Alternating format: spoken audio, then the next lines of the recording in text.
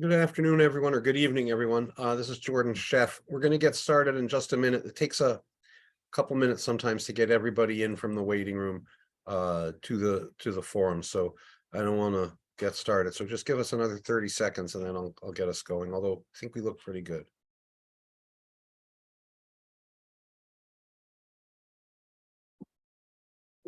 All right, I will get started now. As I said, I'm Jordan Sheff. I'm the Commissioner at the Department of Developmental Services, and I'm really excited to be here with you this evening. And that you're very grateful that you would take time out of your night, your evening to spend some time with us. And we're doing a series of these. So I'm going to apologize up front. This is somewhere between my 5th and 7th of these in the last 10 days. And I just realized today is not Thursday. So that's kind of where my headspace is at. But I'm going to try and do my best to get through this tonight with the same enthusiasm I have the prior ones. It's our first employment one. Those of you who know my body of work know that that's really been the central to my passion for a lot of my 30 years. So I'm excited, and you'll get to hear from some panelists tonight that are going to share with you a little bit about what we do in employment. One of the reasons we're doing these is we're engaged in this process to supporting transformation to empower people. You may have heard us discuss things like ARPA. You may have seen mailers or emails or conversations about moving on. And we realized through stakeholder feedback that we really needed to refine our messaging on that and get people up to speed and help explain that. And our deputy commissioner is going to spend a few minutes doing just that in just a moment. While you're attending this one, and employment may have sparked your interest, in particular, there are forums related to these types of virtual forums, and you can sign up for all of them at our website, and there'll be some information in the chat box later on tonight to make that easier for you to get signed up for more. And even though some of the topics are the same, we improve them, or we hope to improve them with each presentation. So it may be worth sticking around. You may find some of the other topics more or less interesting, but all of them are important. And what makes them important is that we're hearing from you. We're going to spend a little time presenting tonight, and then we're going to turn the floor over to you to be able to answer questions and hear comments. So again, very excited to be part of this step, supporting transformation to empower people. A once in a lifetime for me, once in a lifetime opportunity to really, really change and move our system forward in ways we haven't been able to before. So thank you for coming. And without further ado, Elisa Velardo. Thank you, Commissioner. Hello, everyone. I am Deputy Commissioner Elisa Velardo, and it's very nice to be able to spend this time with you this evening. I'll share a little bit about STEP, supporting transformation to empower people, and the process that's taken place over this past year. After working with various stakeholders, individuals, families, DDS staff, private providers, a lot of input over the past year, DDS has developed a plan on how we will use these federal funds to produce more opportunities within the DDS system. As the Commissioner said, we are focused on enhancing and highlighting our services that promote choice, independence, and integration. I'm going to encourage you this evening to take that next step and work with your support team to find meaningful opportunities for greater independence in your lives, whether that's where you work, where you live, or in the community. Next slide, please. So as the Commissioner mentioned, this is one of many forums. And in addition to today's forum on employment, we will be highlighting the following core supports: self-direction, assistive technology, remote supports, employment, individualized home supports, also known as IHS, supportive housing, and community companion homes. Next slide, please. Our vision for STEP ensures that you and your loved ones will feel empowered, valued, and respected. We want to make sure everyone has the opportunity to be as independent as possible and participate fully in their community. I want to highlight some things that we have done and some upcoming events that we're looking forward to over the months ahead. Next slide, please. Our website is changing and more and more information is available each and every day. So I would encourage you to check out our website. It's a great resource for the newest information on STEP or any of the associated initiatives. Keep an eye out for some outstanding newly created STEP videos and one-page information sheets that talk about those 7 service areas and how to get started with each of them. And there will be a link in the chat for a one-page info sheet on STEP itself. I hope that you have received our STEP newsletter in the mail. That newsletter contains STEP updates and information about the 7 services we're highlighting, as well as upcoming events. If you haven't received the newsletter in the mail, it's also available on our website. I would really encourage you to sign up for our e-newsletter. We're hoping to begin reaching more people via email. And we will also put the link to sign up for our email updates in the chat section. And that's a great way to know to be able to receive push notifications of anything that might be of interest to you. We will also be hosting regional forums in the upcoming months to continue these conversations, maybe at a smaller, more personal level. I want to echo the commissioner's comments and encourage those of you who have case managers and those of you who access the helpline to reach out and ask how one of these highlighted options might fit within your individualized plan. And like the commissioner, I want to challenge those of you who are in attendance today to take the knowledge gained here and don't just keep it to yourself, share it with others. One of the things that we've heard in the feedback groups that we've had over the last year is that some of the most trusted sources of information are from family and friends. So if you know someone that might be interested that wasn't able to attend tonight, please pass this information along. We want to thank you for attending tonight, and we'll get started with the rest of the forum. Next slide, please. So today our topic is employment. We have several presenters and subject matter experts here who will provide a lot of information and share some stories as well. There will be a PowerPoint slide with quite a bit of content, and we will not, we'll be summarizing it tonight, but we will not go through all of the information. The materials will be shared with attendees, and it'll be available on our website following the meeting. In the event that you want to dive more deeply into the information in the PowerPoint. As we move through the presentation, I will ask that you hold all of your questions for our presenters until the end. Throughout the presentation, if you have a question and you don't want to forget it, feel free to put it in the chat section, and we'll answer those questions at the end of the presentation. As I mentioned, this presentation is and recorded forum will be available on our website as well as social media pages. And now I'm going to turn it over to Trever Rogers from our Employment and Day Services division to provide a quick overview of employment services. Welcome, Trever. Thanks, Elisa. Hi, everyone. I'm a transition advisor in the Employment and Day Services, or EDS division, and our division oversees the employment and day options provided by DDS. We offer many employment and day service options for individuals who are transition age all the way through adulthood, and we work to create pathways to competitive integrated employment for individuals with disabilities in Connecticut. The division works with individuals, providers, families, and community partners, as well as businesses, to prepare individuals for competitive integrated employment and match them with jobs that meet their interests, skills, and abilities. There are many day and employment services available to individuals across Connecticut, and today we're going to talk about employment options from transition to adulthood. Next slide.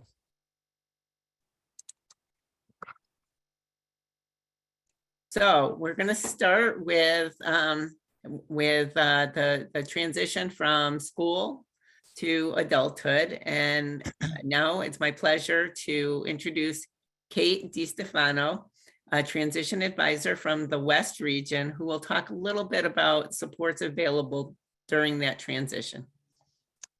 Thank you, Elisa.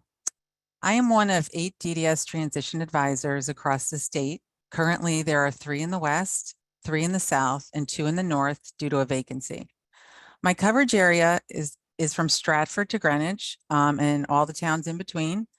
Transition advisors support students between the ages of 18 and 22, and sometimes even earlier. You know, sometimes we get involved as young as 16. And we're working with individuals who are still in school and receiving special education transition services. So maybe you're wondering why a transition advisor is speaking at an employment forum.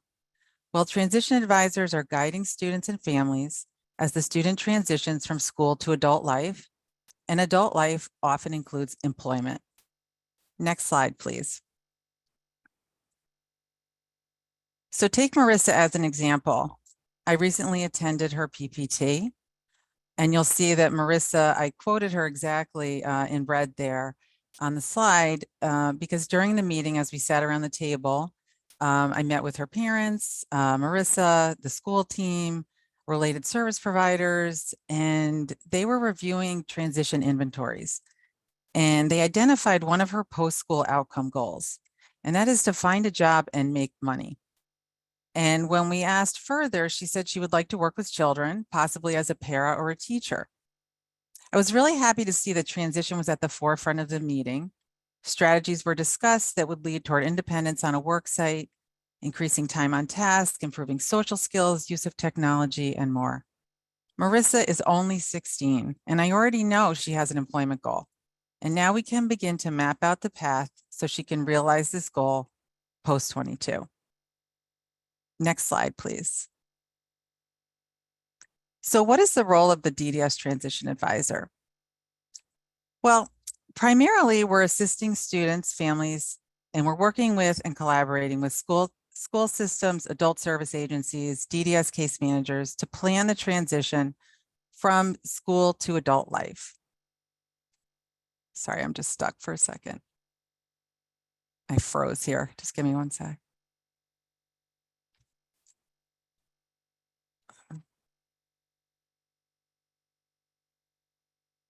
Okay, sorry. So this collaboration, like I said, begins early, around age 16. Next slide, please. So when I was a teacher, I'd often make a word wall and just throw up a word and then come up with a whole bunch of terms to describe that particular word. So you'll see that DDS Transition Advisors, we participate, we collaborate, we empower, we communicate, we advise, and we teach families how to advocate for the supports and services they need. I'll just touch on a few of these right now. We participate in presentations across the state. So far in this year, we've presented 60 times to school districts, to adult service agencies, to families, you name it. We also serve as an informational resource for families, case managers, schools. We encourage person-centered planning. And just as in Marissa's case, we attend planning and placement team meetings, or PPTs. It's during these meetings that we learn so much about students, and then we're able to take that information and start to plan this transition from school to adult life. Next slide, please. So I don't want to get too focused on transition tasks, but I will be honest, this is something that we have to talk to families about, because some of these steps are important, especially if individuals will be accessing employment services. So the only one I'm really going to touch on today is Connecticut Medicaid, specifically Husky C. This is administered by the Department of Social Services. Husky C is, I like to say, the billing mechanism for DDS resources post-22. So without Connecticut Medicaid, Husky C specifically, we cannot provide those services. So this is a really important step for families, and it can be difficult because you're working with a different agency, which is DSS. So my advice to families is to reach out to the DDS helpline for assistance with this particular step to make for a smoother transition. You can find these tasks listed out on our website. You could see when you receive this presentation, we have the timelines in English and Spanish on the website.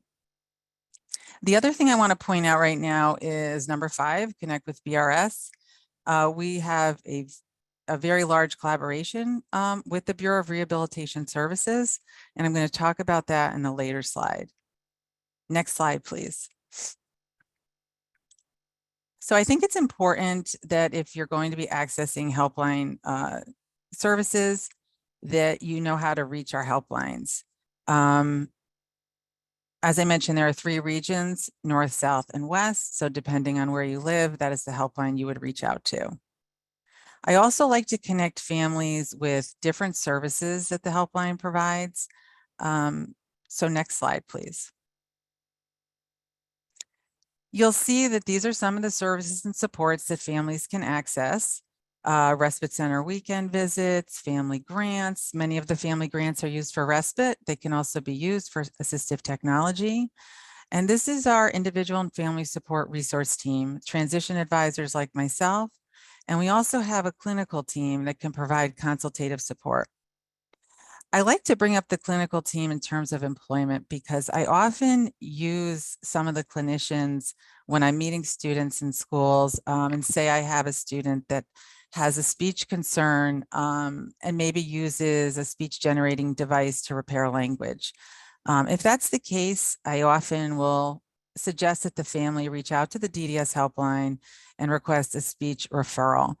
And then this way, the speech and language pathologist can observe the student in school, talk to the school team, coordinate with the school SLP to maybe replicate the device using a grant for post-22 on an employment site. I've also used it for a nursing consult when I've had individuals that maybe had epilepsy or some condition where strategies would be needed to assist them on a job site. So this is the way that I use the clinical team, and I just like to make families aware that the clinical team is available for referrals. And the way you would get that referral is just by reaching out to the DDS helpline. Next slide, please. So as I mentioned, the Bureau of Rehabilitation Services, we have an ongoing collaboration with BRS. BRS falls under the Department of Aging and Disability Services. It's a lot of acronyms today, I get it. We try our best to explain the different agencies because there are quite a few. But BRS basically has 2 programs that I make families and individuals aware of. The first is Level Up, and Level Up is pre-employment transition services for students between the ages of 16 and 22. So when I'm going into schools, I'm meeting with Level Up counselors who are working with some of my students as well. They provide pre-employment transition services in Level Up. And one of the things that they provide, which I think is great, is their summer work-based learning experiences. And this could be, depending on their budgets, between 60 and 80 hours during the summer with job coaching support.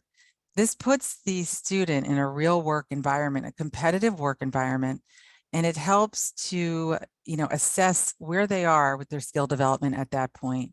So these are really great opportunities that I often suggest to families to reach out to the Level Up counselor and see if their child would be eligible for a summer work experience.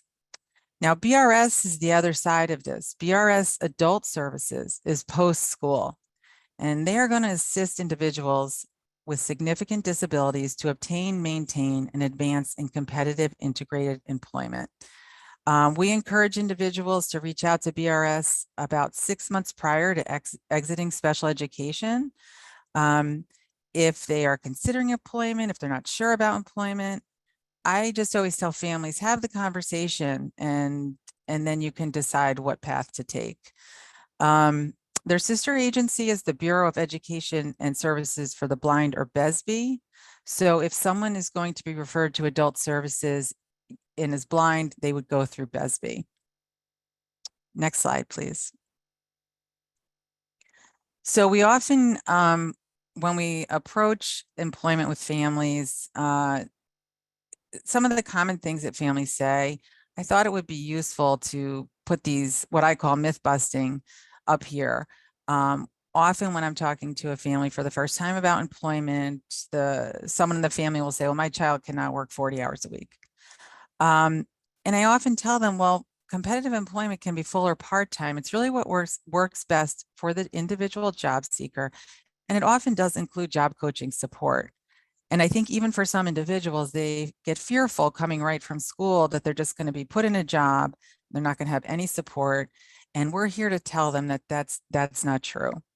Secondly, if an individual goes to work, they might lose their benefits.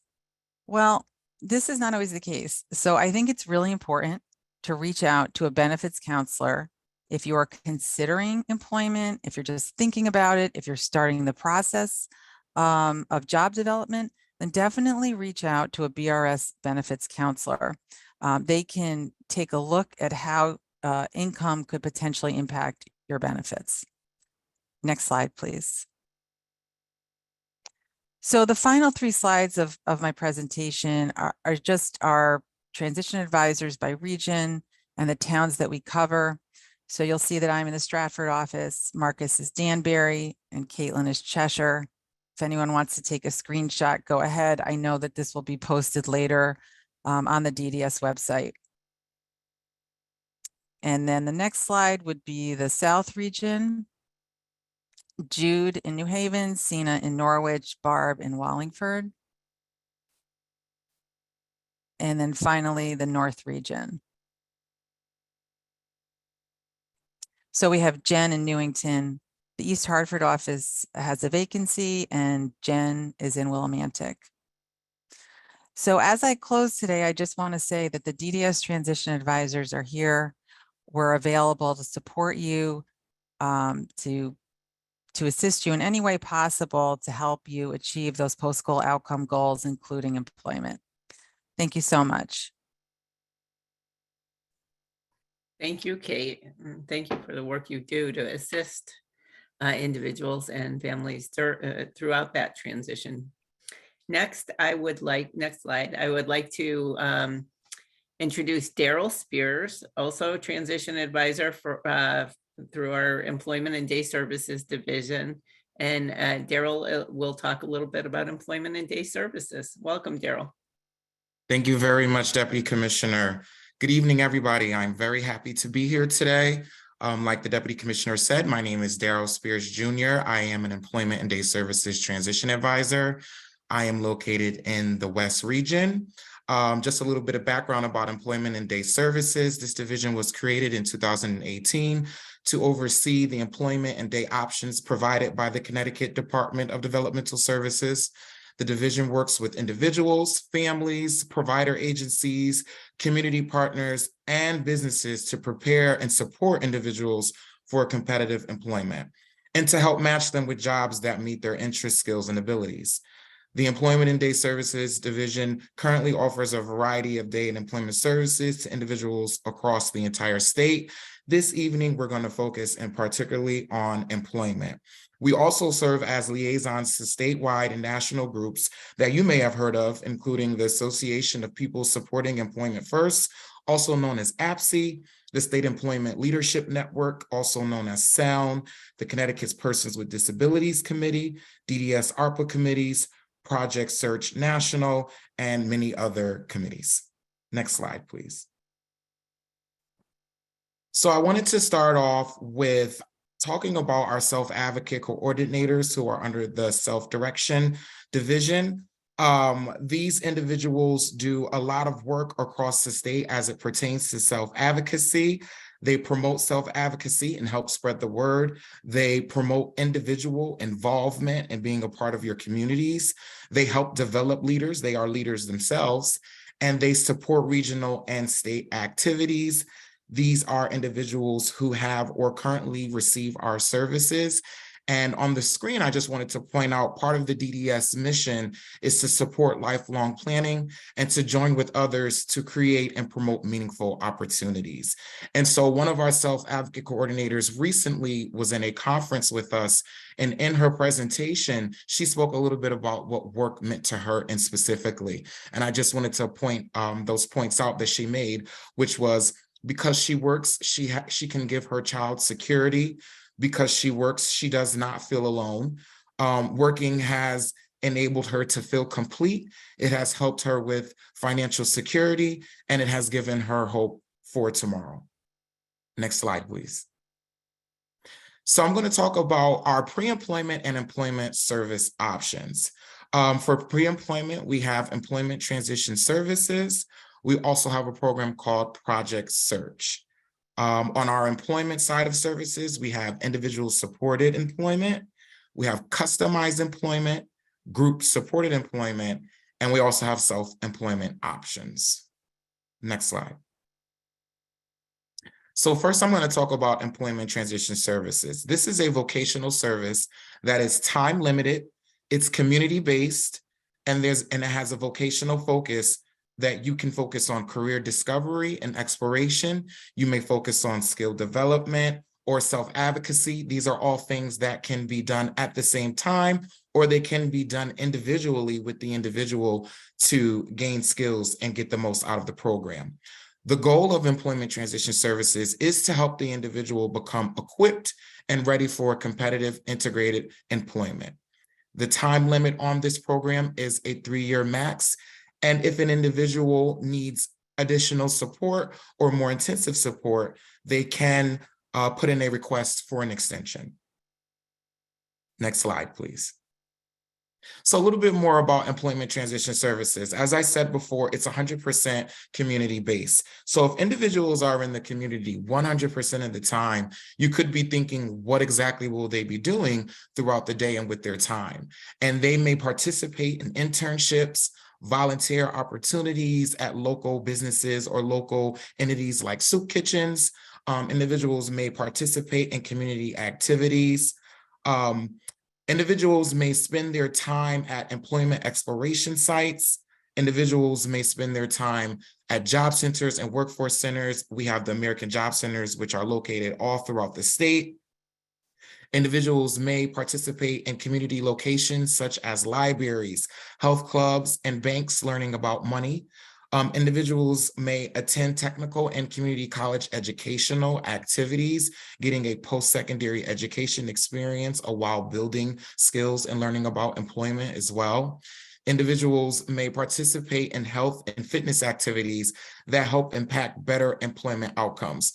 I think we all can attest to the fact that you have to be healthy to work.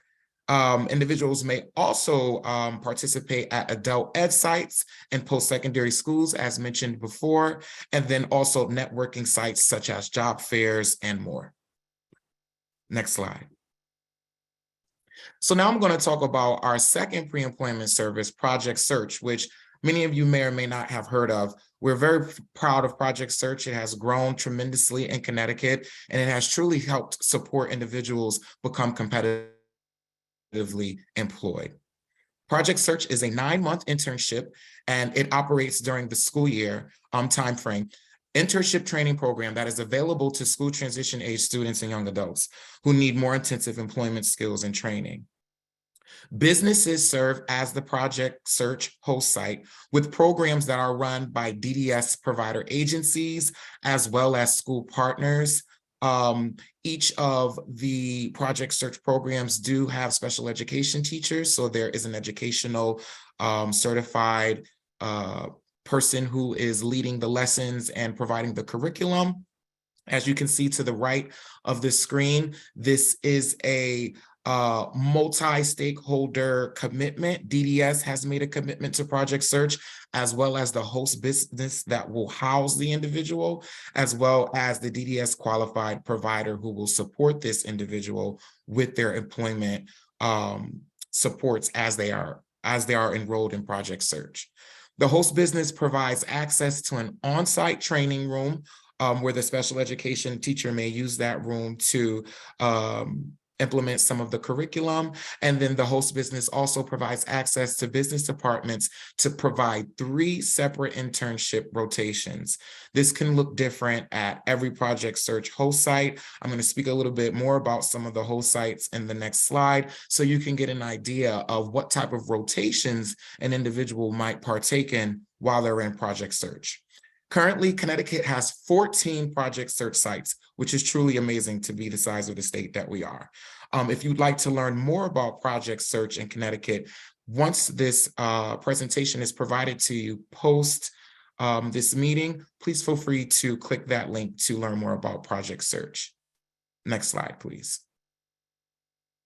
So what you see before you is a map of project search. We're really working diligently to get project search all across the state. We truly believe that that's what equity and diversity is about. All persons with IDDD in our state having access to our programs. Currently in the North region, we have host UConn Health in Farmington. We have Goodwin University in East Hartford. I'll be attending that graduation ceremony. We also have Hartford Hospital in Hartford. For the South region, we have Mohegan Sun in Uncasville. A lot of people may be familiar with that program. We have Middlesex Hospital in Middletown. I'll be speaking a little bit more about that later in this presentation. And in the West region, we have Charlotte Hungerford Hospital, which is located in Torrington. We have Greenwich Hospital located in Greenwich, Darien YMCA in Darien, and Norwalk Community College in Norwalk. Very quickly, I'd like you to look at the map and notice that some states are in yellow and some in blue.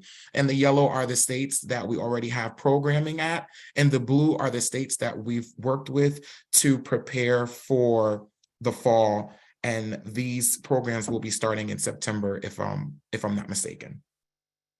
Next slide, please. So this slide, I wanted to speak a little bit about a project search intern by the name of Nick. This picture is very recent. We just recently did a conference in which we invited Nick to come speak about his experiences in project search, what he got out of it, and some of the different departments that he was able to gain skills in. So as I had mentioned before, he was an intern at Middlesex Hospital. He gained transferable employment skills that he learned at the hospital, but may be able to use in other environments if he so chooses to apply to other jobs. He has been a part of many of the interviews that we have done here in the Employment and Day Services Unit for him to provide his testimonial, as well as he has attended conferences alongside us to speak about his experience. If you ask him about, what his plans are or what he hopes to have now that this program is finished, he is looking forward to obtaining full-time work in patient transport. Next slide, please. So any questions that you may have further about project search, please feel free to contact the DDS Employment and Day Services Division at the email on the screen. Again, you'll get this email after this presentation as well. And you can also contact my colleague, Brian Gresco, who is the DDS Project Search Coordinator. Next slide. So now we're going to get into the employment supports. We've talked about the pre-employment supports to help with some of that foundational knowledge and just learning about employment in general, learning about yourself, learning about your skills, strengths, and preferences. And so now we'll get into the employment supports that are really in place to help individuals take that next step into competitive employment. I specifically picked the 2 things on the screen here because I think they exemplify a lot of what we stand for in our unit. The first being a picture of a key to opening doors. And if you notice on the key, it says possibilities. We do want to focus on the ability of the individual, what this individual can do, what this individual likes to do. And then next to that is every hand count. And I personally put this together in our brochure because I truly believe that it is a multi-stakeholder process in supporting an individual achieve their employment goals and whatever is set out for them in their plan. Next slide, please. So individual supported employment is a service that is provided by an employment specialist, or also known as a job coach, and it helps individuals find competitive employment through a discovery process. It also provides training and support in any areas that are needed to help obtain that position. and then it gradually reduces after time and assistance at a work site. ISC includes supports to help individuals in competitive work settings, assisting individuals find and apply to jobs, and then also job coaching support once an individual has secured that position. This service is designed to provide support and supervision, but it is not intended to provide ongoing long-term one-to-one support to help a person complete their work activities. An individual in ISC is really going through supports and a process that's going to help them be successful, have longevity, and be as independent on the job as possible. Next slide, please. So very similarly to individual supported employment is group supported employment. Some individuals learn better in a group environment, and some individuals may benefit from learning in a group environment and being able to work with peers and completing tasks and gaining skills. So group supported employment is a competitive employment environment where a group of participants are working under the supervision of a permanent employment specialist, also known as a job coach. Services are provided in the community or a facility-based program to focus on developing meaningful skills in the area of work, socialization, and community participation.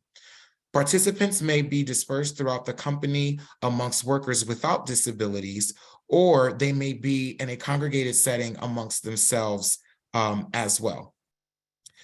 We also have had GSC mobile work crews, where a group of participants who perform work in a variety of locations and travel to various work sites during the day under continuous supervision of an employment specialist, again, also known as a job coach, or it may be the supervisor. Next slide, please. So here, I wanted to speak about a gentleman by the name of Ryan. Ryan agreed to give his testimonial in our Fourth Tuesday forum that we had in March. Ryan started out in a GSC program, as I had just described in the screen before. He enjoyed his job. He enjoyed the people that he worked with. However, his job ended during the pandemic, which persons with or without disabilities was no stranger to. Once we were able to get Ryan a new plan and back on track to be employed again, he looked to obtain employment at this same company, as he did iterate that he enjoyed working there. We utilized what we have called employment incentives for Ryan to complete a 40-hour working interview, where Ryan will work for the employer for 40 hours so that the employer has proof, if you will, that this individual can fulfill this position and complete these tasks. After doing that 40-hour working interview, he received an offer to do some of the old tasks that he was happy and familiar with doing at a competitive wage. And so I strongly suggest, if and when you have time, once you receive this presentation after this, please click to watch the interview so that you can hear directly from Ryan his words and experience on obtaining competitive integrated employment. Next slide, please. So we also offer self-employment and small business enterprise. Small business enterprises allow individuals to start their own small business enterprise or become competitively employed at a small business enterprise. Self-employment is an outcome that can be achieved with supports and services that help the participant. Next slide, please. So in this slide, I'm going to talk about DJ Joe, who is an example of someone who is an entrepreneur and has their own business. I've had the pleasure to personally meet DJ Joe and his guardian as well, and speak with him about how his career has catapulted with being a DJ. DJ Joe started off in regular services, whether that be day or employment. And through the DDS Innovative Employment Outcomes Pilot, he was able to retrieve money to make his dream a reality. The Innovative Employment Outcome Pilot, which is now entitled Innovative Employment Opportunity Grant, because it is no longer a pilot, is designed to support small businesses and entrepreneurs promote competitive integrative employment for people with intellectual and developmental disabilities. There are two types of grants that are offered under this grant. One being an exploratory grant for individuals who are just thinking about becoming entrepreneurs and have ideas and really want to expound on them. And then there's an implementation expansion grant for larger amounts of money for those who have had a little more experience with the process of becoming an entrepreneur. They may perhaps have a business plan. They may have perhaps met with a small business consulting organization, and they're at a further along process of moving their business along. Next slide, please. Okay, I believe that I'm all set. Thank you, Darrell. Thank you for that great presentation. And Darrell mentioned the Fourth Tuesday forums on innovative services. And we dropped a link in the chat. If you are interested, on the fourth Tuesday of every month from 3 to 4:30, we have a forum for individuals and family members that digs a little deeper into a particular topic. We've had two forums regarding employment. One of them very specifically around our next topic, customized employment. All of those forums are recorded, so you can refer to previous forums if you're interested in any of the topics. Many of the highlighted areas that we've talked about in this series of forums, supportive housing, assistive technology, employment, they've been featured in these Fourth Tuesday forums. So now I'm going to turn it back over to Trever Rogers, DDS Transition Advisor, who's going to speak about customized employment. Welcome, Trever. Thanks, Elisa. And next slide. So I'm here to talk about customized employment. So what is customized employment?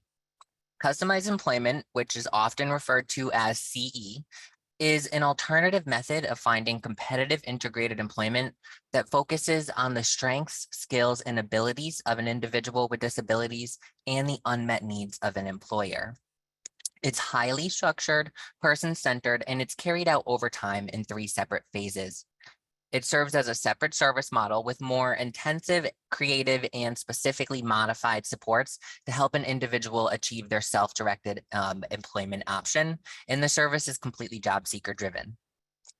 An individual has completed this customized employment process once they've successfully been placed in a competitive integrated employment position, and at that time they can transition to natural supports or, if necessary, an individual supported employment placement.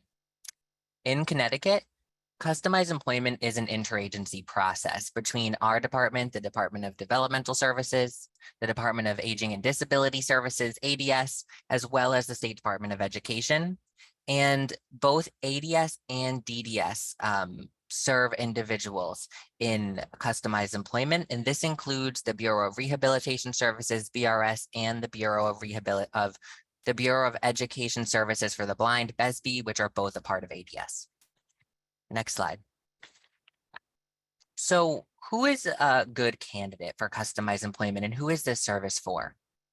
Customized employment is a good strategy for those who need more intensive support than our typical individualized or group employment models and may need to utilize more intensive discovery strategies for career and job direction. Customized employment is effective for individuals with complexities that make it difficult to utilize our traditional job search strategies.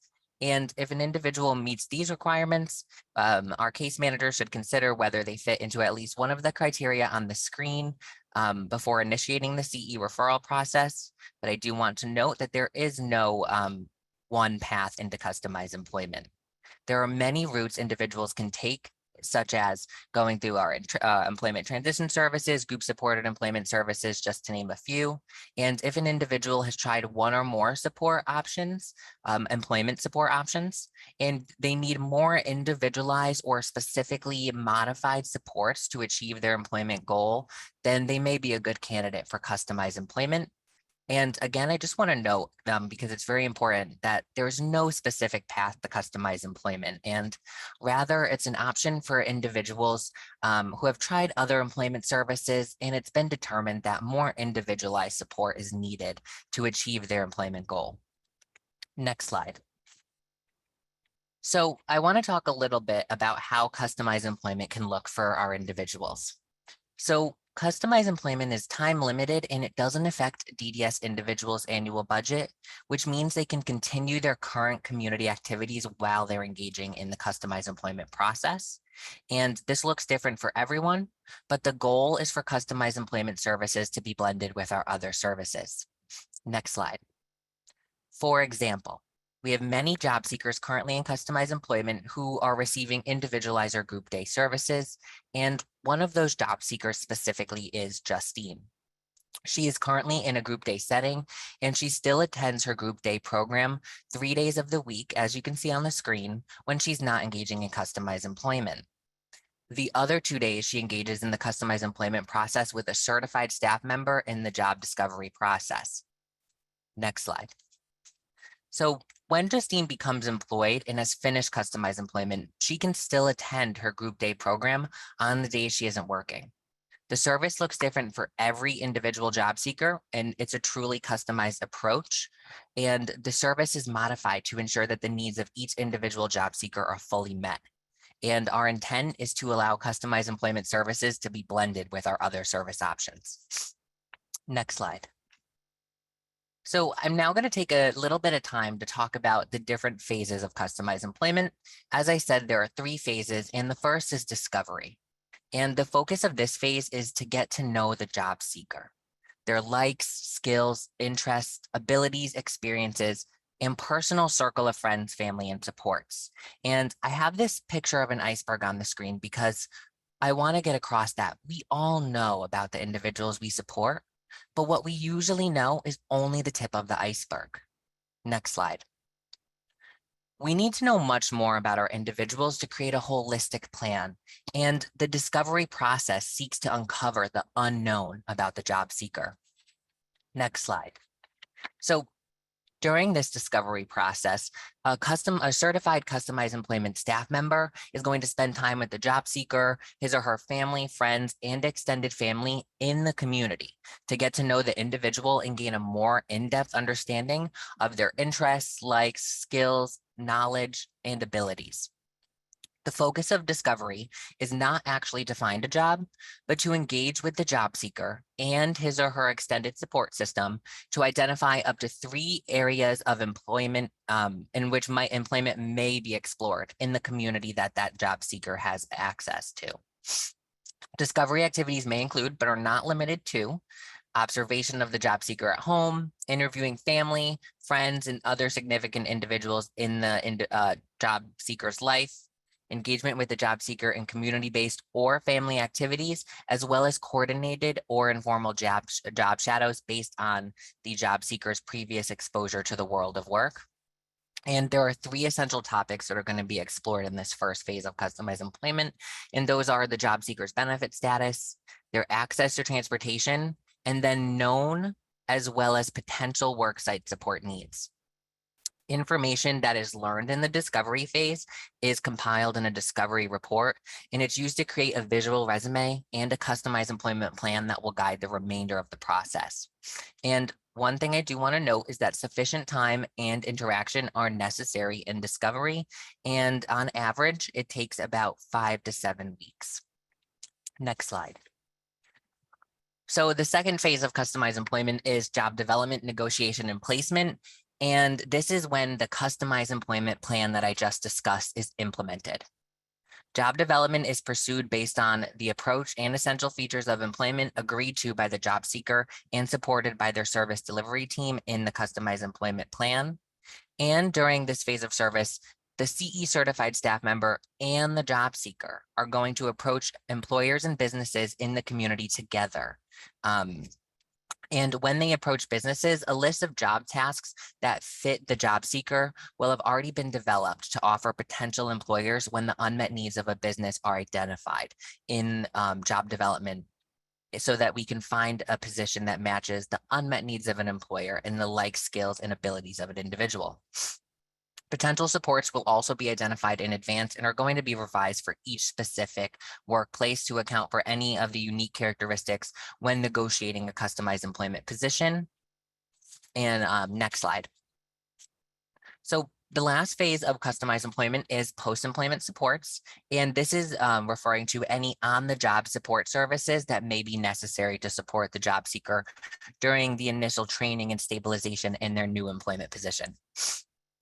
And it also refers to extended supports for job seekers who may require job coaching to maintain skills learned and for job retention.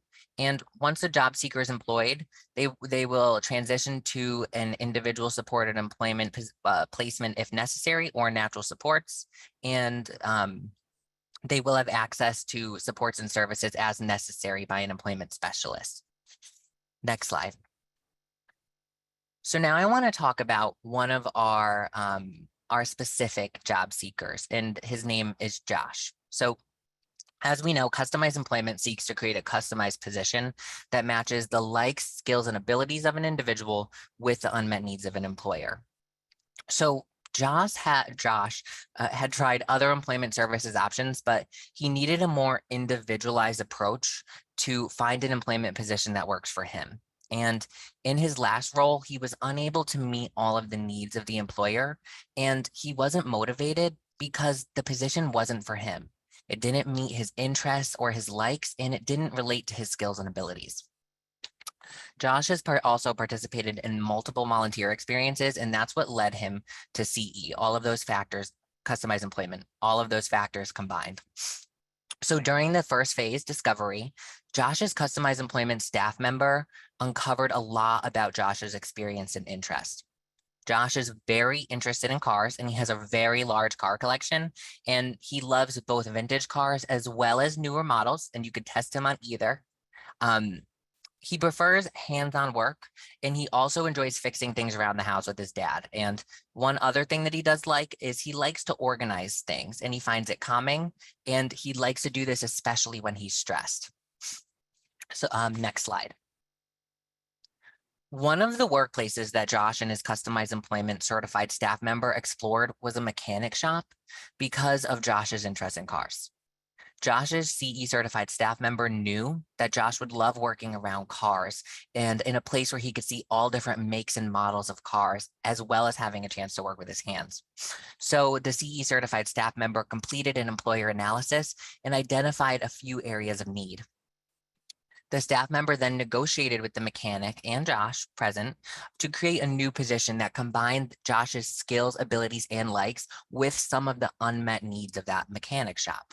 So now Josh works in a few different areas in the mechanic shop, and he is placed in a competitive integrated employment position. So he helps perform routine maintenance like oil changes, which he loves because he gets to work with his hands. And he also assists the front desk associate with different pieces like organizing and different other administrative tasks. But finally, Josh also performs car detailing. And I wanted to make a special note of this because this was a service that the mechanic shop actually did not offer prior to Josh being hired.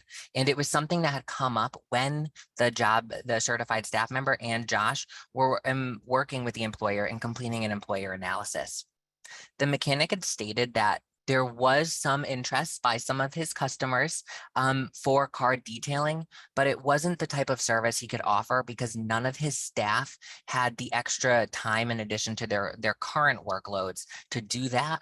But he didn't know if it justified hiring a new employee just to perform detailing. So this is a great example of meeting the unmet needs of an employer because Josh is able to detail when a customer requests it. So now this is something that the mechanic shop offers. But when he's not, when there are no cases like that, Josh has other duties that pull together different factors and different pieces of the mechanic shop that were unmet needs and relate to Josh's interests and his abilities. So when he's not performing detailing, he can relax himself doing some of the organizational work or interacting with some of the customers at the front desk. And he can also get some of that fix and getting that hands-on work by doing some of the routine maintenance like an oil change. Next slide. So what is the goal? The goal of customized employment is to find an individual a competitive integrated employment opportunity that best fits their interests and needs. And in most cases, positions gained through customized employment did not exist beforehand, like I just mentioned about Josh. The job seeker and their customized employment staff member are going to work with employers to create a customized position that fits the unmet needs of the employer with the likes, abilities, skills, and knowledge of the individual job seeker. The certified customized employment staff member will utilize job carving to create a specifically modified position, and will also work with the individual, the employer, and the individual's natural supports to identify and implement potential modifications or accommodations that may be necessary to support the individual and retain their employment placement. And customized employment seeks to find competitive integrated employment, and that means whatever works best for the individual. Just as Kate had said earlier, this could mean full-time or part-time, and this could also mean entrepreneurship or self-employment options. The end goal is just to find a competitive integrated employment position that works for the job seeker. Next slide. So the first step in pursuing customized employment is to talk to your DDS case manager. And like I said, customized employment is an interagency process. So you can also reach out to a VR counselor if applicable. And don't forget to reach out to the DDS customized employment email or to any of us if you ever have any questions about customized employment or any other employment service options or any of the innovative service options that we've discussed tonight. Next slide. Thank you, Trevor. And I see that there are questions. I'm taking a peek in the chat, and I'm gonna ask Gunnar to run through the questions. And as he's pulling those up, I want to thank the presenters, and I want to point out that the questions that we have in the chat, there's a real benefit to these forums, because not only can we answer the questions generally, but in those cases where someone is saying, and what's our next step, or how can we proceed, we will follow up with you after the forum and connect you to the follow-up that you need. And so we won't dive deeply into the specifics tonight, but we will follow up to make sure that you have support in terms of the next steps. And So, I'm going to take a quick point of privilege. One of our self-advocate coordinators, and there may be others on the call tonight, but one of the self-advocate coordinators that works for the department, his name is Varian Salters. I just asked if he would maybe give 2 or 3 minutes about the work our self-advocates do to empower individuals with intellectual disability in the area of employment. And Varian, are you available to come on now and say a few words? Yeah. My name is Varian Salters, and I'm a self-advocate coordinator and for the North Region and the Willimantic office. And our job is to teach people about human rights and that they have rights and how to advocate for themselves and to speak up for themselves. And we do a lot of success stories on people that have different kind of jobs. And we create different advocacy groups with different agencies, and you can go to the DDS website, and you go to the third one up from the bottom, and that's the Advocates Corner, and there you'll find a list of all our groups and contact. And what are some of our messages that you and your colleagues share about work when you're trying to get folks riled up and excited? Real work for real pay. That's a great message. And what does that mean, Varian? It means that we want real jobs and real pay. Yeah. Right. And why is that real pay and the real job so important to you and other people with intellectual disability? It's important for us so we can pay our bills and save up for things that we want to. Like me, I'm saving for a condo. Nice. Yeah, and you're going to get there. We're going to help you get there. Yeah. You've got a plan.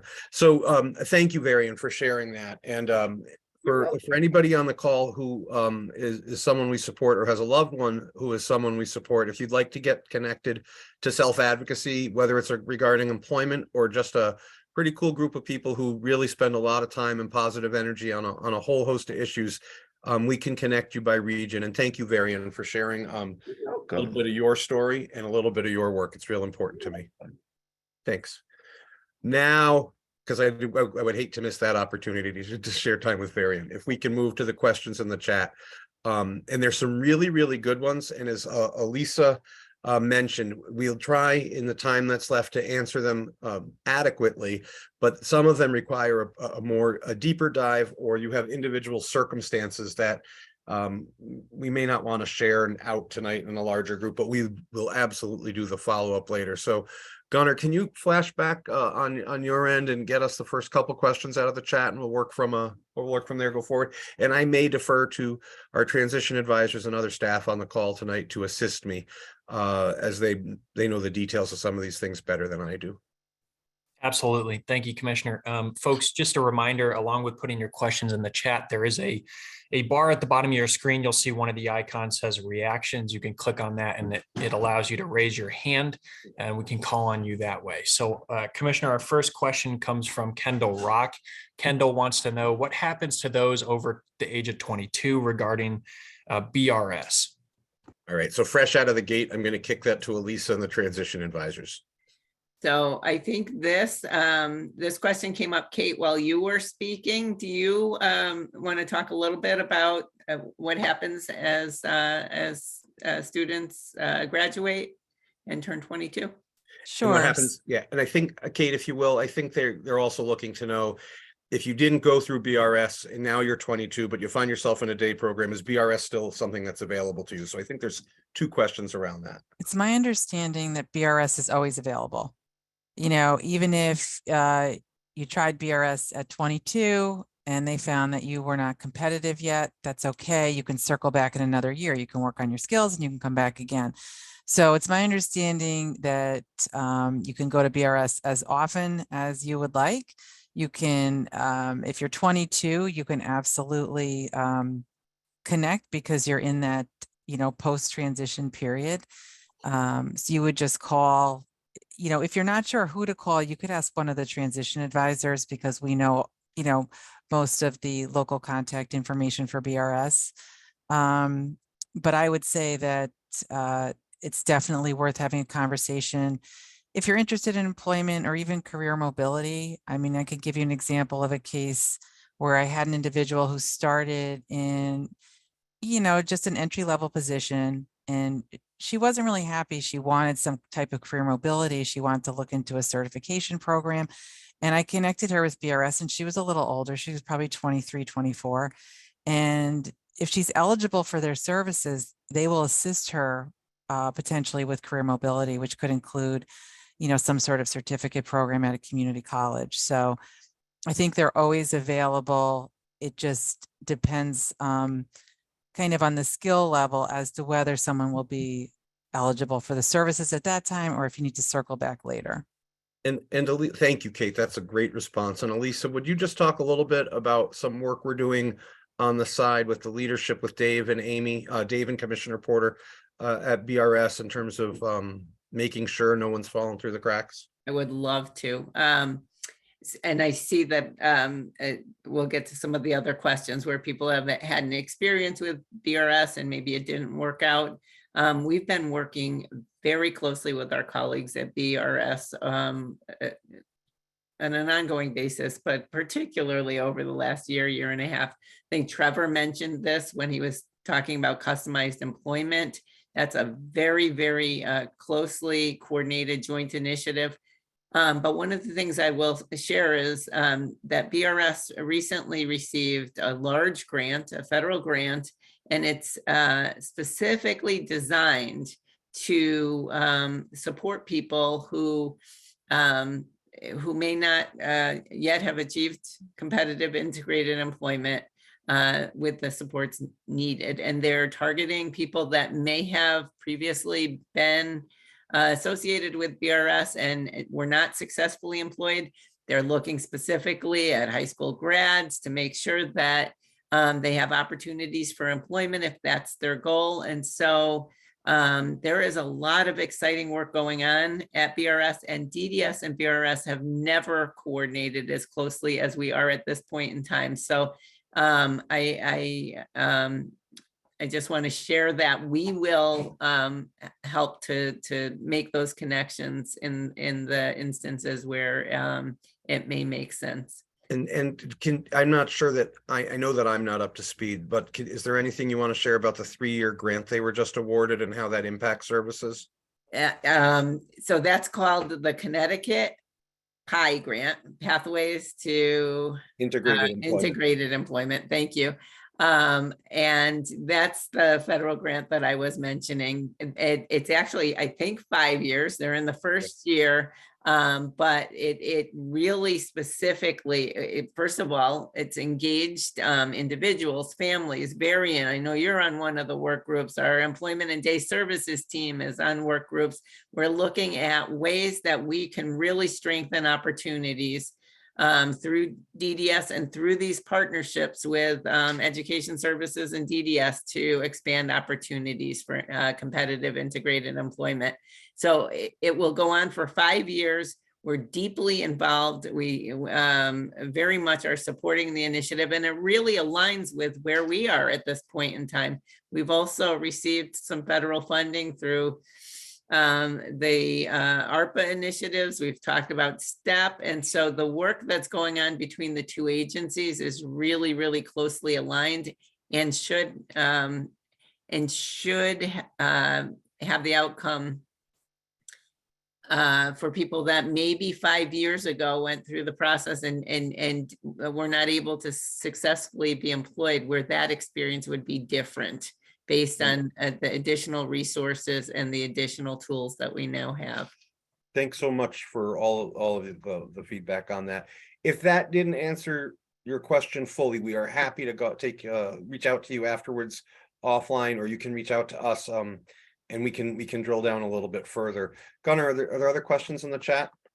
There are. Our next question comes from Suzanne Kuligowski. Suzanne would like to know, can you get an authorization for part-time employment transition services and part-time GSE? I'm going to make you read it again, Gunnar. I'm sorry. Not a problem. Suzanne would like to know, can you get an authorization for part-time employment transition services and part-time GSE? Go ahead, Elisa. I see nothing that would prohibit that. I'm not an expert in contract authorizations, but so I think what I understand the answer to be, especially since COVID, because we broke a day down into smaller units, you can absolutely piece together a day with a lot of flexibility and have a mix.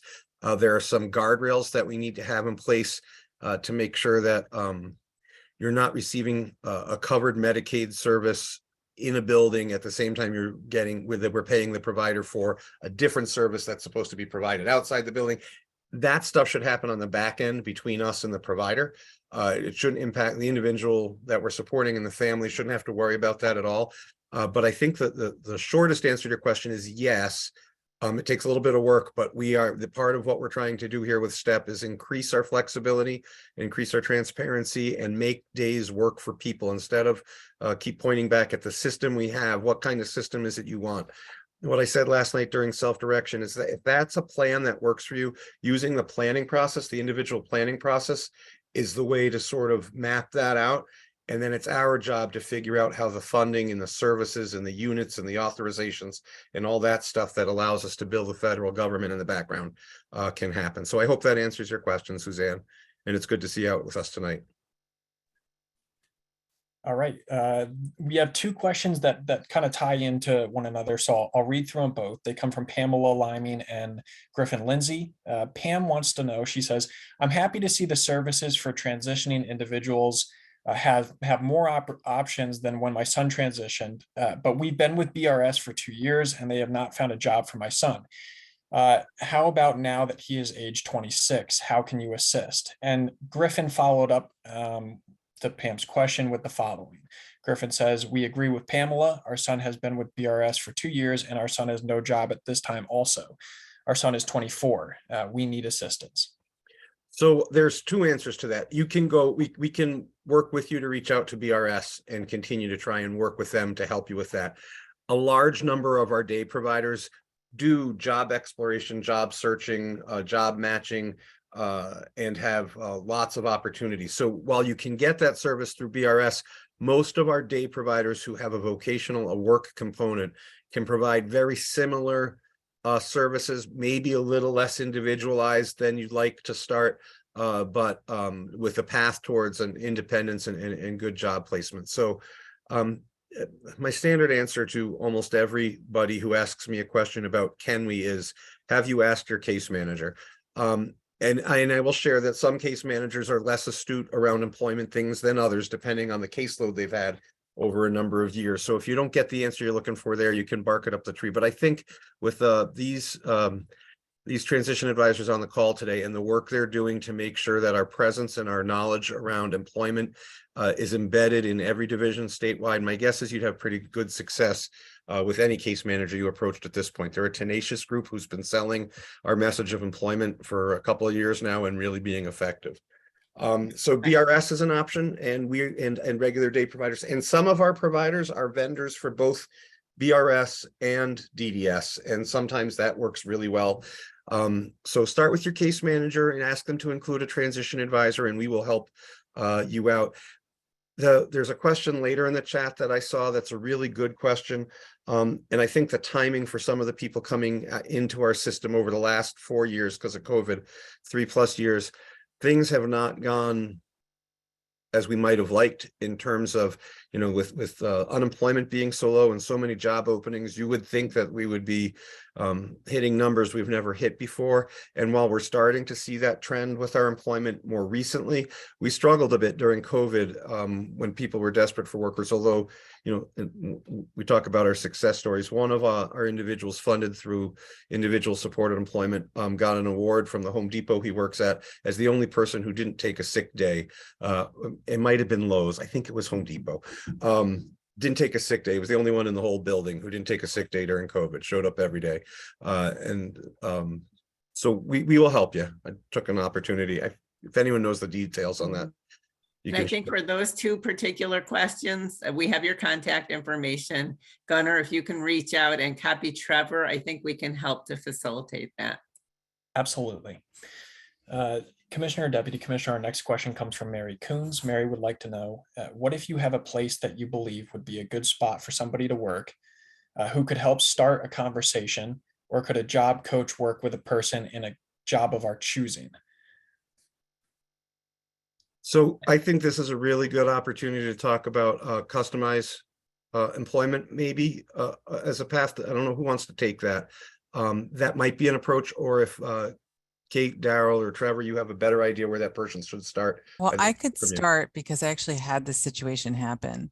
Great. I had a parent that had a contact in the community and was able to advocate to get her daughter a job there on her own before she even left her transition program at 22. And so I kind of encouraged the mother to self-direct services, because I said, you've done so much outreach in your own community. Why don't you just self-direct, find your own support staff if she needs job coaching, and she may not, because it's possible, because this is a community situation and they know her, that the natural supports would be enough. So that's what the mother did. And it was really impressive because she created so much for her daughter, volunteer opportunities, this job site. She found someone to do the job coaching support, because it turned out she did need a little bit of help here and there, especially with new tasks. So I think that's completely doable. And I think sometimes, we want our individuals to be embedded in their communities because they know so many people there. And often family members have opportunities and they can try to do it on their own. And then if they aren't successful, I think that's where an agency could come in and try to make the connection for a family. And I don't know, Trevor, if you want to add. Yeah, one thing that I'll add is that as Commissioner Sheff had said earlier, a lot of our day service providers also have some vocational component. And one thing that's nice about that is we have employment incentives that are non-annualized, which means that the funding doesn't come out of an individual's budget. So a lot of our providers, if you reached out to your case manager, a lot of our provider agencies who do day programs also have employment specialists who oversee our one-time employment and our individualized supported employment. And so they can use the non-annualized or one-time funding to work out in the community and explore a job match. So I would say the first step would be to contact your case manager and let them know that there's an opportunity that might be out there that's really something that you want to look into, because there are a few other ways we could explore it too. But I would say the first step would be to reach out to your case manager so we can find the right either service option or right support staff to help with that employment placement. Thanks, Trevor. Thanks, Kate. All right, our next question comes from Denise Howe. Denise would like to know, regarding customized employment, I was told that because this is a more service intensive, my son would not be eligible for the day program because there was not enough funding. Can you clarify this, please? The schedule posted by Trevor looks like the individual could do both. Thank you. Yes, we can definitely clarify this. And I think Trevor, you'd be delighted to.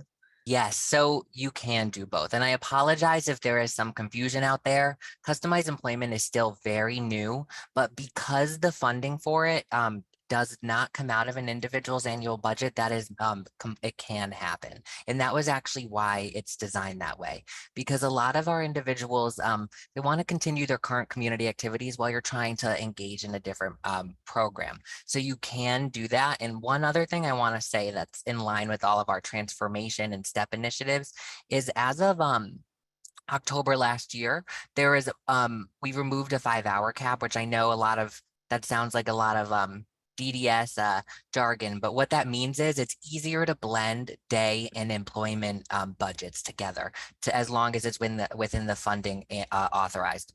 But customized employment does not affect an individual's annual budget at all. So that's how you can, do your day program, maybe 2 days a week, maybe 3.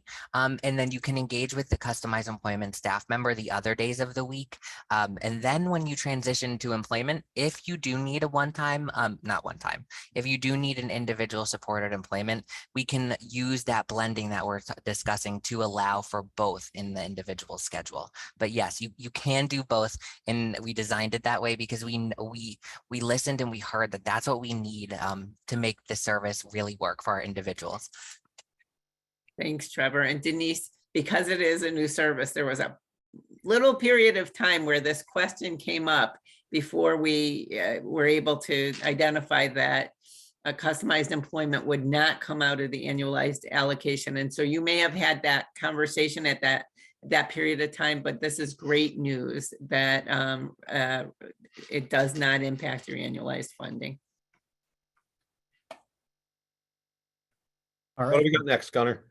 we have David Clark. David says these options seem very good, but we have been told by our DDS worker that there are no jobs currently out there. My son used to work daily in a bottle shop, and that program was destroyed because it was said that it was not integrated enough. Now he sits in a day program offered 1 day to work, but if he says he does not want to work, they let him sit there. Could he be in the customized employment program? He cannot be without supervision in his employment.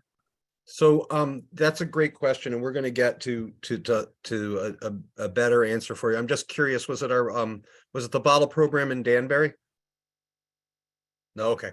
Because I thought that one was still operating, and if that one had closed, I would have been really upset. There are a lot of opportunities, and there's a lot of misconceptions around people in their lawn and their needs, and how employment can work for individuals who might face different kinds of challenges than other people we support. And it doesn't have to be customized employment, but it might just be perfect for customized employment. And so which one of you would like to talk a little bit more about how customized employment for someone who faces some challenges might be a good fit and how that works? So I can talk a little bit about this. And I tried to that when I was looking over some of our cases to talk about I went back and forth between Josh's case and another case because a lot of individuals, for no fault of their own, lost a job because of COVID. And there have been a good number of individuals in the CE process where since that time, they've tried some of our employment service options and they haven't been able to get back to a competitive integrated employment position. And if that's the case, then customized employment might be a great option for this individual.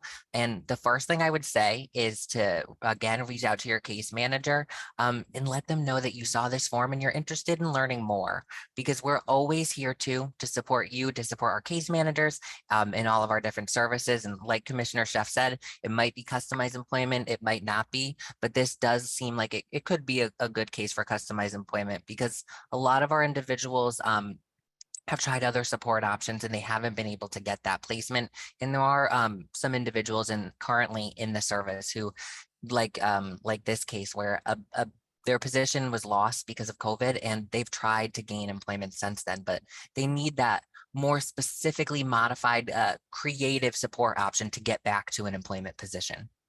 Thanks, Trevor. And the other thing that I'll share around people who have varying challenges that they may bring to the workplace, a savvy provider will work to really entrench that person in a relationship within the employer. And what I have found over way too many years is developing that relationship early can pay dividends, as people's performance at work can ebb and flow. And without a relationship, some people get jobs and they seem very short term.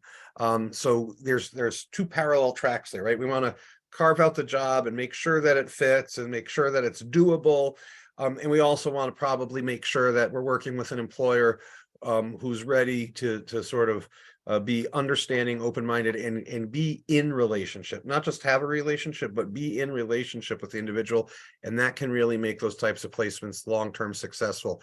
And I've seen, we use the LON system, LON 1 through 8. I've seen people at every LON level be successful in integrated employment. It just takes some time, takes some patience, and can take a special employer or a special job coach, a special job placement person to make that work, but it is doable. And I know it gets hard and frustrating. And Mr. Clark, you have your hand up. Do you want to ask more to that?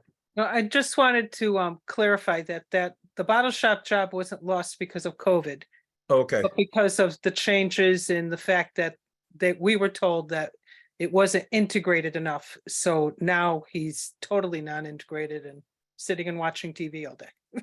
Yeah, and we want to get away from that, right? We pay a lot of money for that. We don't want to pay a lot of money for that, and you don't want an outcome like that. And Correct. What parents have told me over many years is, right, idle hands are the devil's workshop. And so we want to keep people physically engaged. And the best respite you can give me is a 30-hour-a-week job. I heard those two things when I ran a small co-op in Western Mass 30 years ago.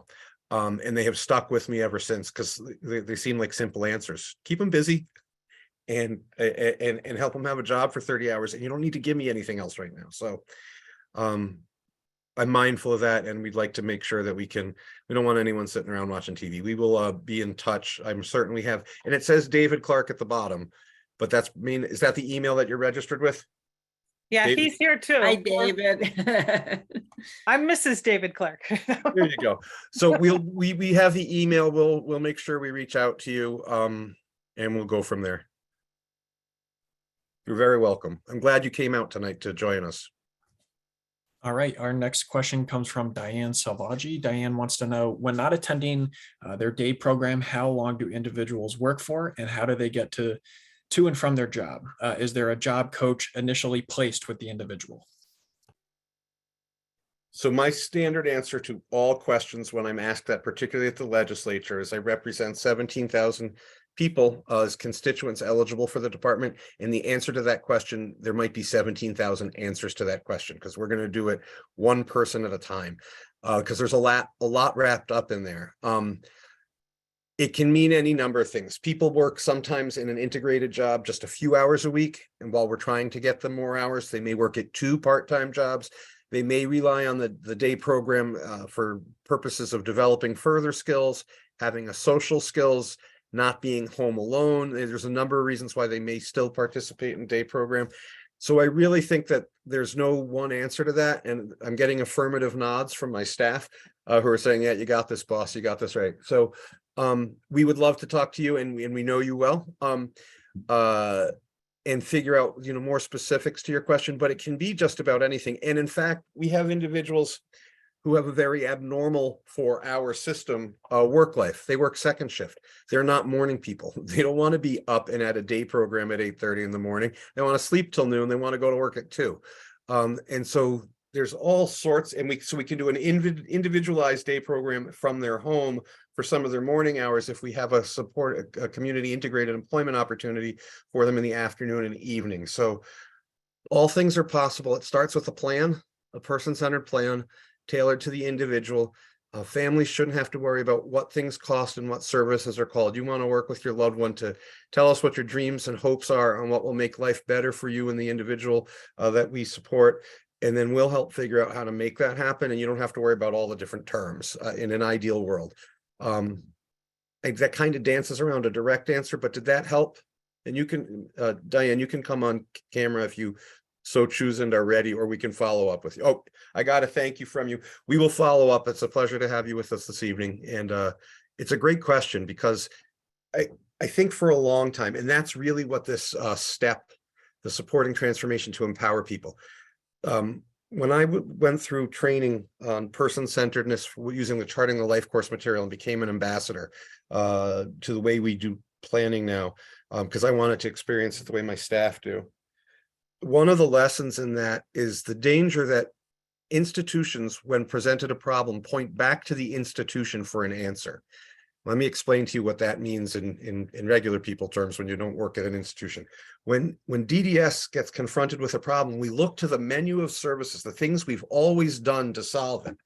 So you're having a problem with employment, we shop you to a different day program. We're not always so skilled at trying to fix the problem. We just bring you back to another flavor of the same problem. And what we're really trying to get to is, what needs to change for that individual to drive a better outcome, and not point to what was always existed.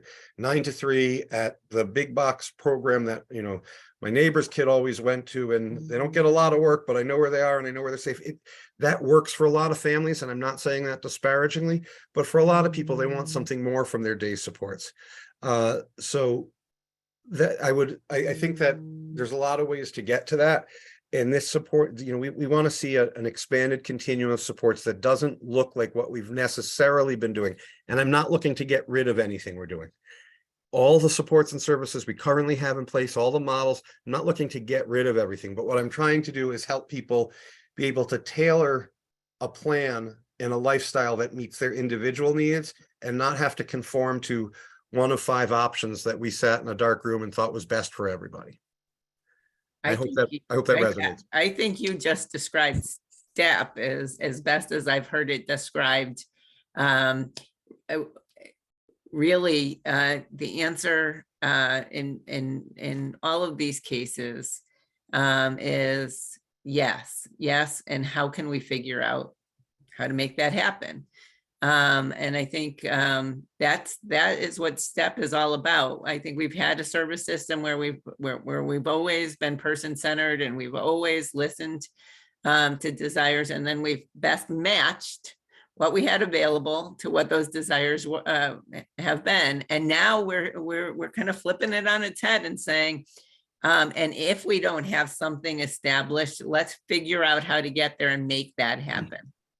And Mrs. Salvaggi, I just wanted to say, I know you spoke yesterday around self-direction.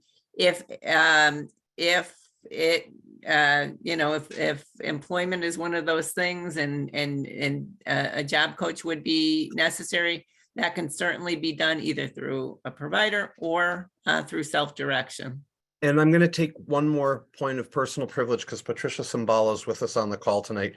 So some of what I heard tonight is BRS hasn't always done our individuals justice. And I'm not saying that, I'm just repeating what was in the chat. There have been some changes, and the reason we want to go back and re-look at things and re-engage, some of that has to do with our ability to help people become successful in employment using assistive technology. And I'm wondering, Patricia, if I can put you on the spot, if you could give a 3-minute elevator speech or less on how assistive technology in the workplace can really make a difference for people, regardless of their lawn. Now she doesn't come on. I've done the big drum roll. Sorry, I thought I hit, sorry, I thought I muted myself. The lighting's horrible here in Seattle. That's okay. Is that You better? just- Yeah, that's fantastic. You go. Okay. Assistive technology can help in a lot of ways, and we're looking at different avenues. We're looking at virtual reality to try to assist with training people on how to do jobs before they get to the jobs. I saw a question here that said, since COVID, there's been less candidates, people to fill jobs. How does DDS use this opportunity for our individuals?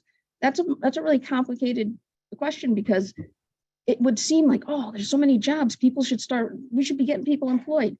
But the problem is there are less people. So they're asking people to do more tasks. So you can't go in and clean in McDonald's or what have you anymore. You have to know how to use the cash register. You have to know how to cook. You have to know how to do more than one opportunity. So with virtual reality, we could show individuals and they could experience exactly how to do these tasks, so that when they do go to the job, they're already basically trained and they can make mistakes on virtual reality. And so we have a module, a presentation like this we've done on assistive technology. If you want to learn more about that, you can watch the video. Patricia loves nothing more than to talk about assistive technology.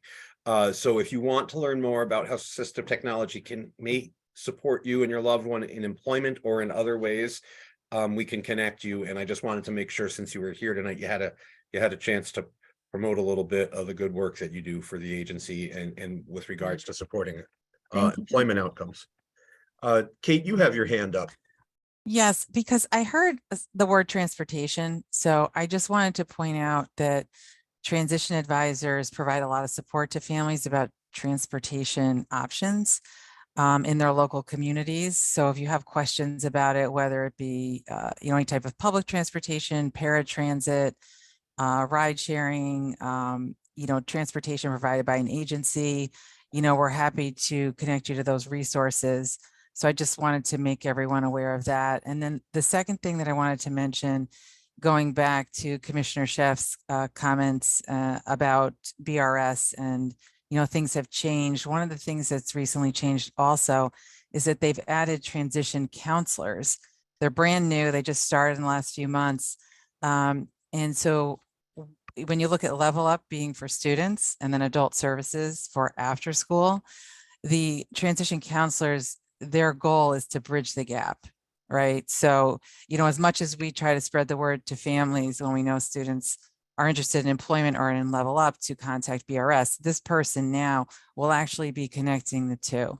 And I think that's going to be very helpful for a lot of individuals with their employment goals. So I just wanted to point those two things out. Thank you. And I just want to clarify something I said earlier. The bottle shop that I had visited pre-COVID is no longer a bottle shop. I am curious if the restaurant that operated in front of it is still open, because it was the best value sandwich I ever had, and it was a shop run by people with intellectual disabilities. Peter, my former deputy, and I were out that way visiting the Danbury office and went there for lunch. It was outstanding. Darrell. Thank you, Commissioner. I may be getting ahead of Gunnar, but I did want to speak to the comment in the chat that also talked about individuals who are lower functioning and how are we supporting those individuals as we move through employment. And as Patricia was talking, I could not help but think that assistive technology is definitely something within the department that can be used and will be being used to support individuals who are lower functioning, not only obtain employment, but maintain employment as well. And so I definitely wanted to speak to that. And then also the comment that was made about how we are seizing the opportunity now that it's post-COVID. I know that in the Employment and Day Services unit, we do a lot of messaging about job opportunities. Over the years, we've built connections with people who work at the workforce centers in Connecticut, and there are folks who send us emails about employment opportunities weekly. And so we do pass those employment opportunities on to providers, even if it's just opportunities about job fairs, so that people are aware of who is hiring. And then I know that I'm jumping, but I also want to quickly get back to the comment about how we're supporting those who are lower functioning. And if I may, I would say that that is another reason why we have been working so hard on customized employment and really promoting customized employment. When we think about customized employment and the individuals that we consider for customized employment, we want the individuals who have had those experiences and it wasn't successful, or an individual who may be on the lower end of the spectrum and still desires employment and needs a customized experience to obtain that. So as it pertains to our individuals who are lower functioning, I would say customized employment definitely has the potential to fit that bill, as well as using assistive technology to support that individual in their dream job or whatever job they prefer. Thank you, Darrell. That's just tremendous. You're sharing there. What else we got? Right. Thanks, Darrell. Our next question comes from Paula Gallagher. Paula says, my daughter would like to try different employment from where she is currently placed, but we live in a rural area. What options are there for transportation? Oh, transportation. So here's my spiel on transportation, and you'll hear it from me over and over and over. Self-advocates and people that I've worked with over 30 years have only ever asked me for three things: a place to live, a place to work, and a way to get back and forth. I've gotten better over 30-something years finding places for people to live and finding places for people to work. Transportation's been the bane of my existence for so long, and particularly in the rural areas, right? If you're not on the 91-95 corridor or down in the greater Fairfield area, you can really struggle for good transportation. So the northwest, northeast corner and the south central portion of Connecticut, if that's where you live, you're dependent on other types of transportation. There are a number of ways that we can assist in a number of transportation services. When I was providing testimony, and I shared that there are times to the transportation committee members from the transportation committee, there are times where we pay more to get people to and from a job than we pay to support them at the job, and that's not a lie. So there are a variety of solutions. I'll go back to my standard answer, though. They're all individualized. If it's related to a job, a benefits counselor may be able to help you identify ways to afford other types of transportation if it fits within the job. If it's at a place that employs a number of people with disabilities, like the Amazon plant in Windsor, we were able to get them to add a bus stop in additional times at various work hours to facilitate that. So there's a variety of ways to attack it. It's never simple. It's always, it's sometimes the hardest part. We've seen people lose jobs because we just couldn't support the transportation. I'm so sorry, lose job opportunities because we couldn't support the transportation. So we're aware it's a painful part of the work that we do, but we are committed to making it work and to making it work better. And the governor's very interested in increasing public transportation, and in particular in those areas where there's no or very little public transportation. Even if you depend on a provider. So for instance, if you live up in Putnam and you want to work at Horizons, you can spend 90 minutes of your day in a state that doesn't take 2 hours to drive across. You can spend 90 minutes each way getting to and from Horizons if you're on the wrong route. And that's a long time to spend in the van every day, which should only be a 25-minute drive. So we have a lot of work to do there. Elisa, I don't know if you can talk about steps, work around transportation. Can share, Brian Gresco is not here tonight, but he has been facilitating a transportation work group, a statewide transportation work group, because as we had different stakeholder groups looking at employment, it was the thread that wove across all of them. And I don't have a single answer, but I have heard many, many, many creative options that have been cobbled together. So I'd start with your case manager, and there are options. There's not a lot of public transportation in some of the rural areas of our state, but there's ride sharing. There are options, and as the commissioner said, it's going to be an individual solution, but we can help to figure out how to identify transportation that will work. And we keep saying, reach out to your case manager. And I will tell you that we have close to 350 case managers, and they are pretty stellar. Some families have varying experiences with communication with some of our case managers. Please know that all of my staff read all of their own email, Elisa and I included, and we'll be responsive to those. And we get some really good ideas that come in by way of our inbox that might not get traction in other places. As an example, had a case manager who spent some time with someone with a disability last summer using an accessible wheelchair. And she sent an email. I send Friday messages to staff. She responded to that and said, hey, I did this weekend with this woman, and she was really able to experience the park that we were at. Well, when I told the governor about that experience, he and Commissioner Dykes at DEEP have included in their budget $500,000 to deploy 10 all-wheel terrain wheelchairs to parks around the state, so that people who have a physical disability or can't otherwise navigate the park can have the same experience you or I might have.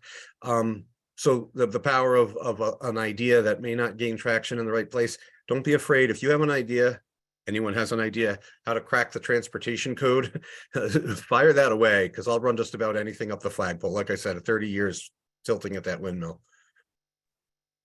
All right, Commissioner and Deputy Commissioner, we do have a question here from a family member that does revolve around the topic of transportation. It says, we've been told by our DDS case manager that there are no jobs or job programs near Guilford. Can you please provide a name of an agency or a program that offers group-supported employment and transportation to and from Guilford? We need a program accepting individuals at this time. We're going to follow up with you specifically on that. I'm confident that there are options in the Guilford area. I don't know specifically Guilford, but we can follow up with that information. So a portion of this ARPA stuff that we're not talking about tonight comes into play. So sometimes there literally aren't programs, and that may be the case. Currently, there are providers reluctant to take day admissions because they don't have the staffing complement to do it right, and they don't want to do a subpar job.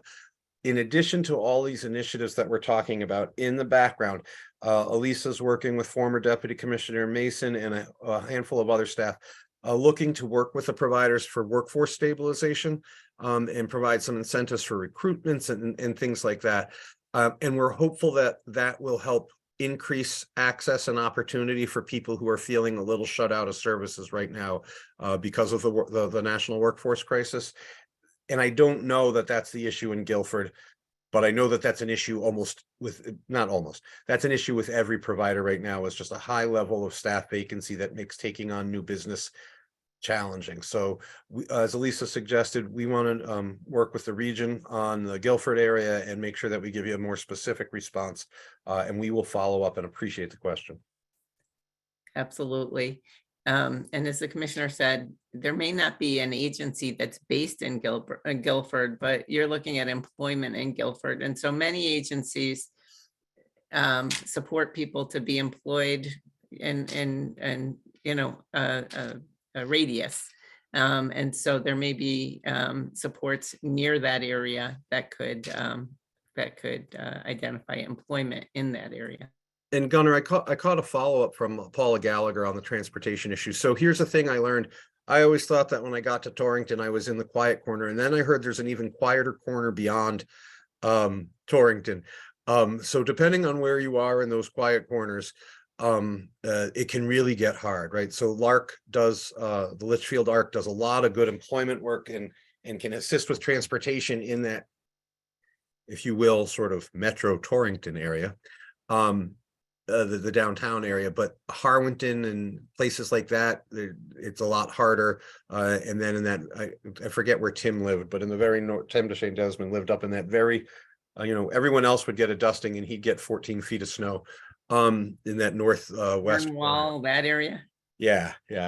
So we will follow up to see what we can do. But yeah, Uber is expensive when you're in those rural areas. And if you need to get to work, an Uber in that area might be 15 minutes, 20 minutes away, unless you set up a standard ride. So let's see if we can troubleshoot a little bit more with you on an individual basis and see what we can figure out. But those, I mentioned Putnam, Pomfret, Killingly, on the, once you get east of Willimantic, in the northeast corner, there's nothingness in terms of that type of transportation and business-ish stuff.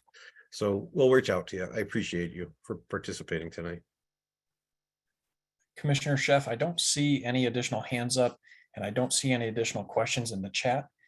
I'll turn it back over to you. Well, listen, folks, as I said, in my head's a little mushy because we've been going through a lot of these, but I will tell you, Kate, Darrell, and Trevor, you brought it tonight. I really appreciate your contributions.